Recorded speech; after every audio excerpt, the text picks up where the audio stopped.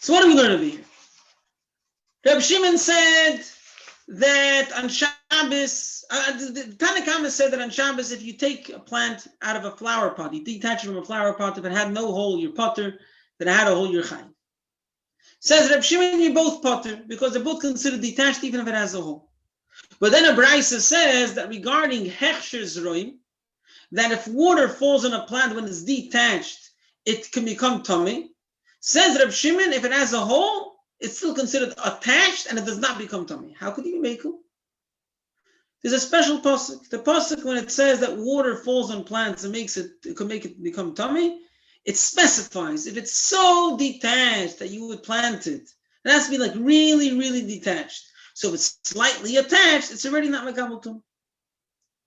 Then we had another question. What if the root is directly across the hole? Does Reb Shimon agree that it's considered attached for all halachas? Reb Zera didn't know an answer.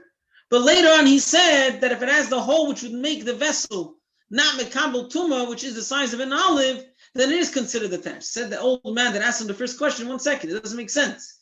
It makes much more sense that it's attached when the root is right across the hole than to say that there's a large hole, but on the side, to say, oh, it has a hole and makes it torn. But says Abaya, the hole only makes it torn if it's low enough in the vessel that there's nothing left in the vessel to be a vessel. There has to be that below the hole, whatever's left cannot hold a revius.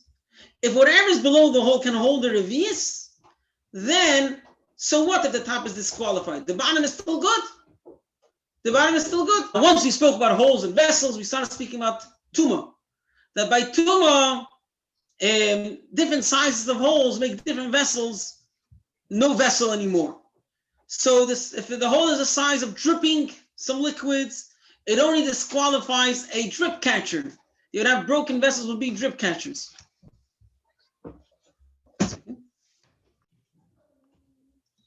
Broken vessels will be drip catchers.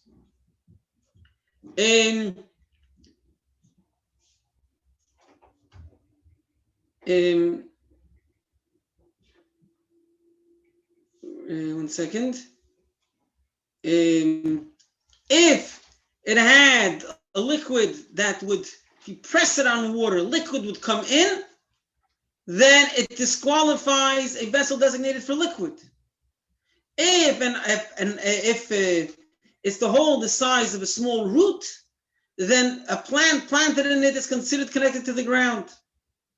If it has the hole the size of an olive, then if it's a vessel designated for food, then it doesn't become tummy. If it has the hole the size of a pomegranate, and even if it was designated for pomegranates, it also doesn't become tummy. And that's for any larger food, it's totally disqualified. And then he says that if it's in an oil hameis, that a sealed keli would save anything inside, as long as the majority was not broken, it can still save the things in that vessel. It can still save the things in that vessel. So then Rav Asi said, but I heard that the rule is that pomegranates is that that's talking about an oil hameis. What does that mean?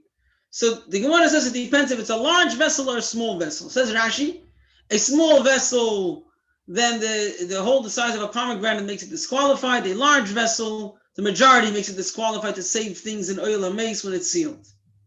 Tosfos is the exact opposite. A small vessel that a pomegranate is more than the majority already disqualifies it.